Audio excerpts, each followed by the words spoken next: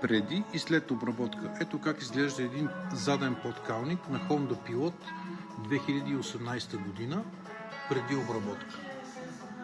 А след малко ще видите как ще изглежда същия подкалник след като се обработи.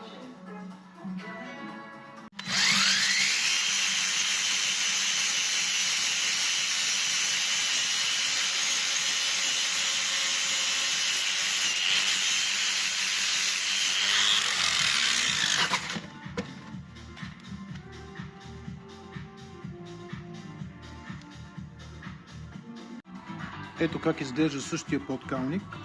Почистена е ръждата, обработено е всичко мобилно с флуид филм, защитено е за дълги години напред. Ето така изглежда и ние ще дадем 10 години гаранция, че по тази кола няма да има ръжда, като всяка година ще я проверяваме профилактично, за да сме сигурни, че всичко е наред. Хубав ден от нас!